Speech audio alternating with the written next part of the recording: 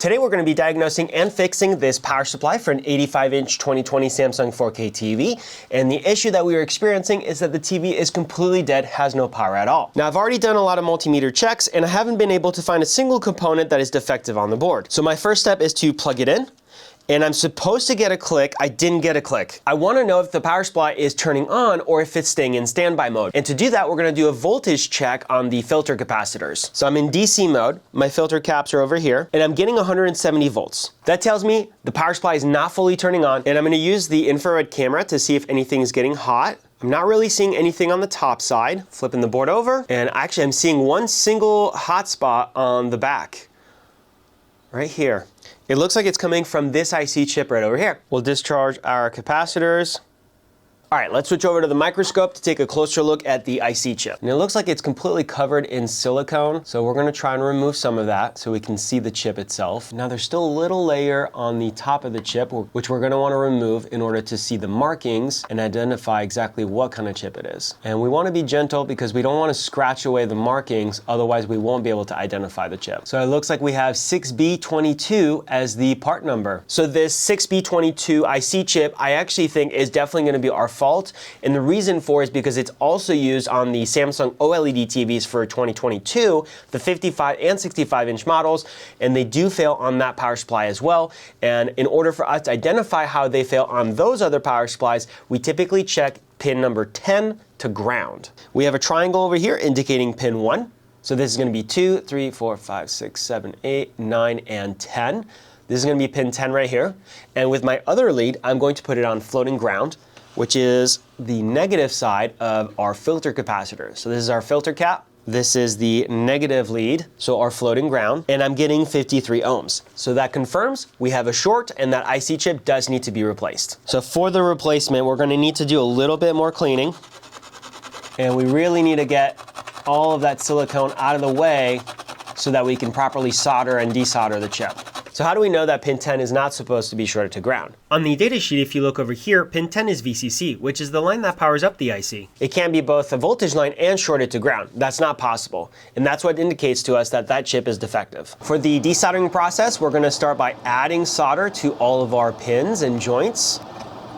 We wanna make sure we get good flow everywhere. And we're gonna use our hot air in tandem with the soldering iron to desolder the chip. Now there is going to be some glue and silicone holding the chip down. And so we'll use our needle nose pliers to actually rip the chip off of the board. But we have to make sure we do it after all of the solder is molten. Otherwise we might rip a trace. Now we can go ahead and desolder all that extra solder we added. If you have a power supply you'd like to send in for us to fix, we do offer flat rate services which come with a 1-year warranty. Those are available on our website, which I will link in the video description down below, as well as in the top pinned comment. And to prove the chip is shorted, we're going to go to pin 10 and pin 12. And looking at our multimeter, we have 56 ohms. Now let's take a look at a brand new replacement chip. Same thing, pin 10. Pin 12, and we're getting 0.74 mega ohms, which means 740,000 ohms. So that's what a good chip should look like. Now for the installation process, we're gonna add some solder to pin 1, and we're gonna slide our chip into place while melting the joint. And of course we know this is pin 1 on the chip because of the circle over here. Now we'll lock in the opposite corner and the other 2 corners next. And now we can solder the rest of the joints.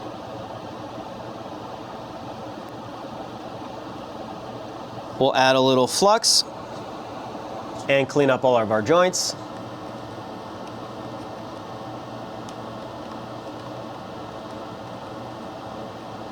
A little bit of isopropyl alcohol to clean up the spent flux. All right, we can now do another live test. Actually, we're gonna do one more check, which is we're gonna put one lead on our and one lead on the negative of the filter cap.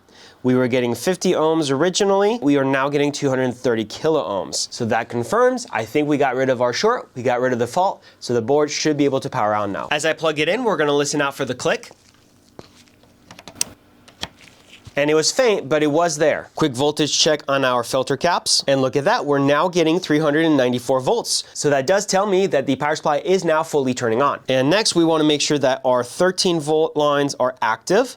we have 12.9, so that's good. And our V amp over here, it's supposed to be 17 volts. We're getting 18, that's good. And then finally the VDRV over here, 103, which is good. So that confirms it. We have another successful repair. If you found the video helpful or useful, leave us a like, subscribe for more content, and thank you for watching.